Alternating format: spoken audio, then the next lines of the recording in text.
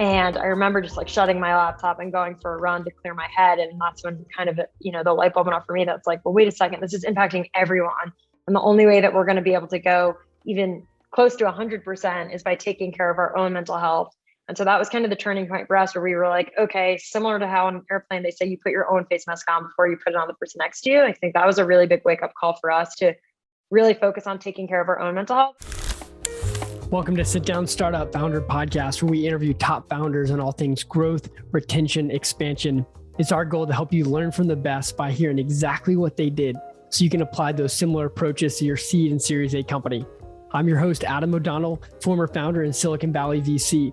I currently manage VC and startup partnerships at Zendesk for Startups here in Silicon Valley. Zendesk for Startups offers 6 months free for all things Zendesk for all qualified high-growth companies. Hey listeners, today I had the pleasure of interviewing Alyson Watson, the founder and CEO of Modern Health. My biggest takeaway was the importance of mental health and looking at it as a growth strategy. She said, if we're not first focusing on our own team and making sure that we're sharp, then how can we be selling this as a product? Of course, as they focused on their own team and making sure that they had fit minds, their growth happened. They've grown to over 400 employees. They've raised $160 million. It's a great episode. You're going to learn a lot. Today, I want to shout out to one of our top partners, First Base. They're an all-in-one incorporation tool, and they make it really easy to get your company incorporated in the United States. I'll make sure to put a link in the show notes. Check them out. Alyson, thank you so much for joining the show. Really excited to just hear more about Modern Health. And just for anyone who isn't aware, can you just give us a quick overview of the company and what you do? Yeah, thanks so much for having me. Excited to be here. At a high level, Modern Health is a mental health platform for employers. So we work with employers to make it easy for their employees to get access to support for their mental health and all of their mental health needs. So I love it. And just for the founders out there who started doing something when they first started the company and then they had to pivot, was this the same thing that you were doing when you first started back in 2017? Yeah, it's a good question. I think the problem to solve has always been there. Our approach to how we solve that problem has certainly changed. And I think just generally when companies are starting out, and I think this was true for us and really helped us navigate and have a North Star in the early days, is what's that problem to solve? And for us, it was making mental health accessible in a way that's engaging, drives outcomes, but it's also cost effective. And at the end of the day, the way in which that problem can be solved in a number of different ways, and it can often change over time. But for us, it was always, that's the problem to solve. And so let's just focus on that as our North Star.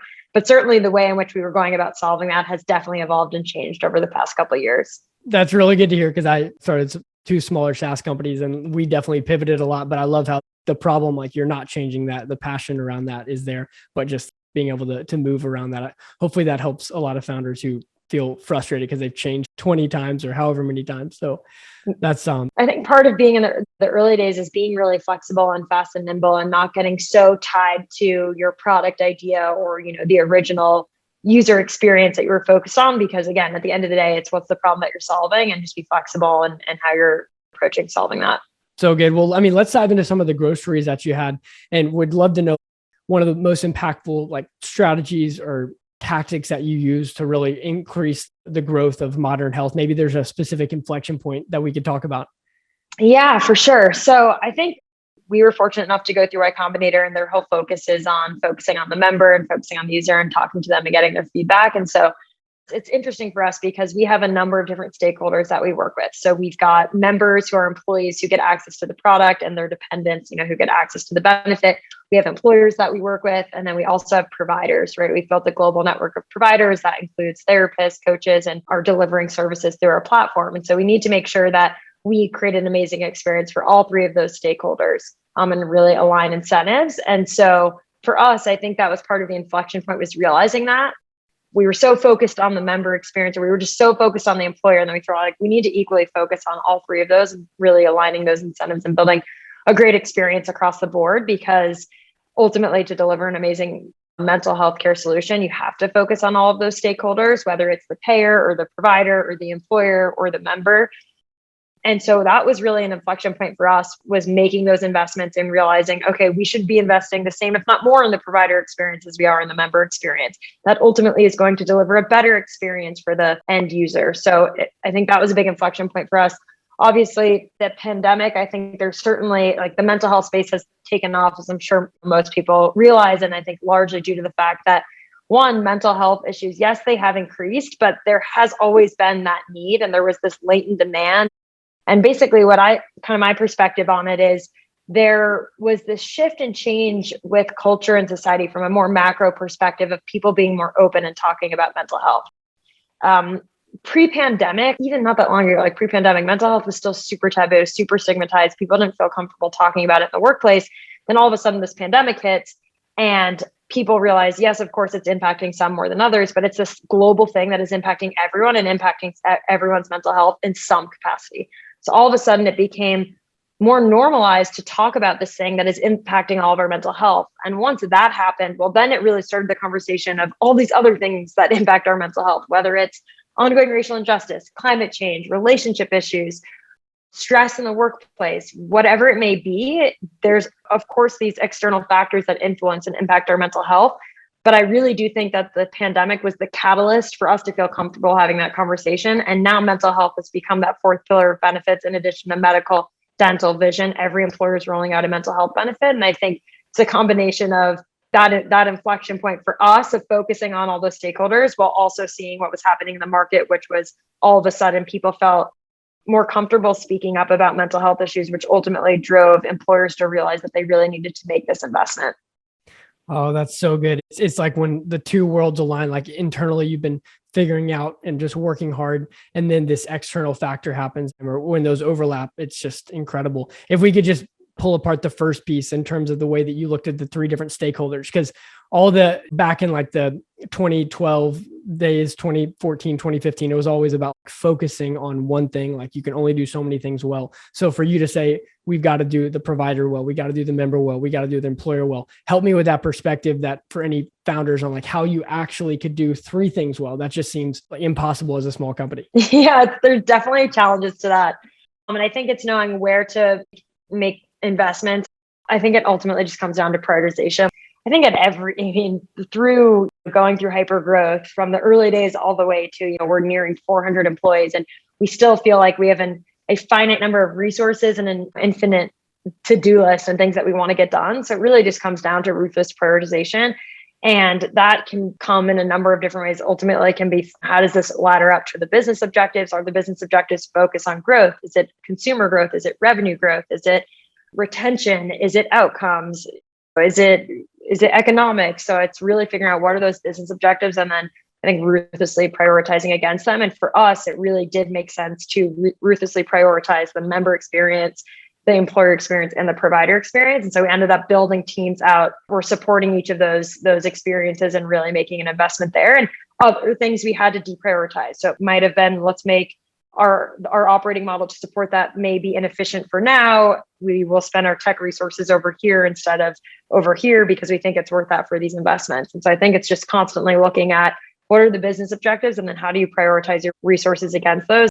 For us, for better or for worse, it was having to focus on all three of those things, which was really hard to do. I think that's one of the challenges of being in the digital health space.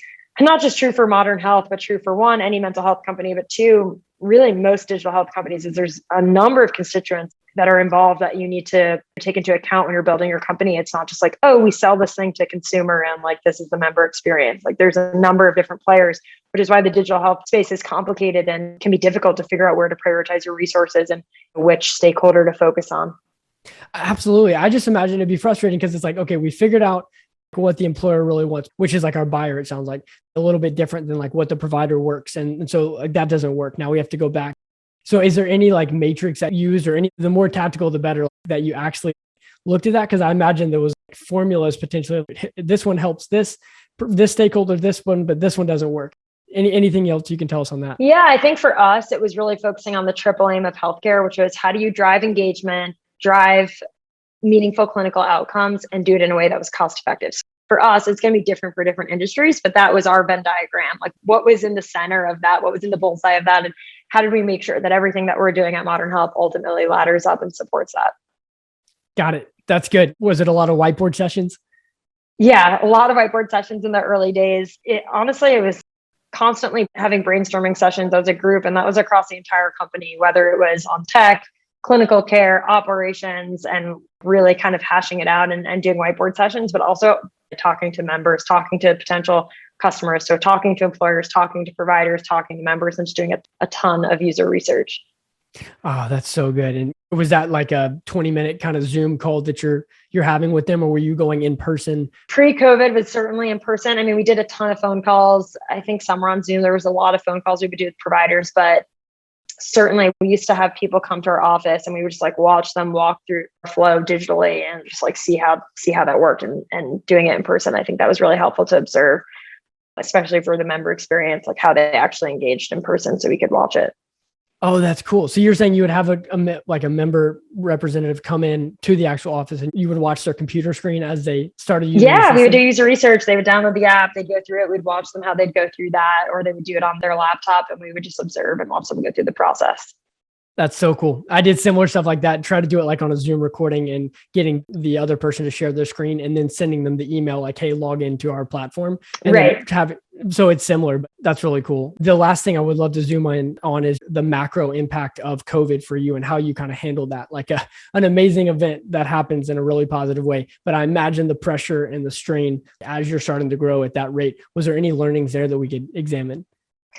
Yeah, I think a ton of learnings, right, for companies, whether their growth has accelerated or declined through COVID. But I think for us, I mean, a number of things. One, I think really focusing on our own mental health was like a big learning experience for me. When COVID hit, it was like, okay, wow, there's a big opportunity in front of us. People need mental health resources for their employees and demand has increased. So this is a big opportunity for us, right? It's an opportunity for us to grow. Like we should be so pumped about this. We should be ready to go 110%. I'll never forget giving this kind of rallying cry during an all hands to the team saying like, this is our moment. This is our opportunity. Like, let's go all out. Let's go 110% to support all the customers that need us and all of their members and employees that need us. And everyone's kind of like, okay, yeah, like nodding their head. And then like 4 weeks passed and someone who very fortunate position to have a roof over my head and a job and get to wake up in the morning and work on something that is making a positive impact to the world. COVID hit. Yes. I almost felt like this shame or guilt of complaining about the impact of being isolated or at home or over Zoom, because it's like, well, certainly other people are faced with more challenges than we were. And so it dawned on me, I was writing an email and it was like taking me an hour to write a 3-sentence email.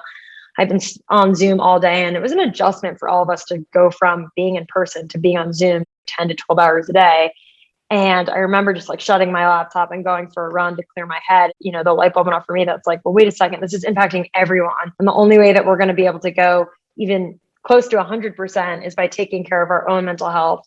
And so that was kind of the turning point for us where we were like, okay, similar to how on an airplane, they say you put your own face mask on before you put it on the person next to you. I think that was a really big wake up call for us to really focus on taking care of our own mental health. And that's not to say that like, we're not going to work hard. And of course, any hypergrowth startup is stressful and we're going after a super ambitious goal. And so it's going to require a lot of hard work, but in order to do that successfully, we have to take care of ourselves. And so whether that means carving out time for sleeping well, eating well, meditating, getting physical exercise, getting outside, spending time with loved ones, you have to prioritize that. And that was a big learning for me personally, because I started to feel that Zoom fatigue and burnout that I think I was just in denial of. And that ultimately, by taking a step back and really investing in our own employees and our own employee experience, ultimately allowed us to then grow much faster and go from, you know, when the pandemic hit, we were about 40 employees and now we're nearing 400 employees. So I've gone through some crazy growth in this remote world as well. And I think another learning for us is just that connection, really focusing on continuing to build those relationships, especially in this remote environment where we connect over Zoom. And at the end of the day, what drives human happiness is connecting with others in an authentic way, which can be hard to do over Zoom. But we really invested in building those relationships and scaling that culture where people felt like they were part of a team and really connected to others. Oh, that's so good. If you don't focus on the base, then the whole thing falls apart. And the right. base is ultimately your team. Well, and at the end of the day, like with any company, any startup, like human capital is your number one asset. Without the people there, you're not going to be able to build the product. You're not going to be able to scale the product. You're not going to be able to grow. It seems kind of obvious, but it really is important. Invest in yourself as a founder, but also invest in your people and make sure you take care of yourself and make sure you support your own team taking care of themselves. And ultimately, you'll be able to grow much faster and to deliver a much better experience. Alyson, thank you so much for your time. This is incredible. Yeah, thanks so much for having me. That's a wrap. Thanks for listening. Make sure to subscribe on Apple, Spotify, and Google.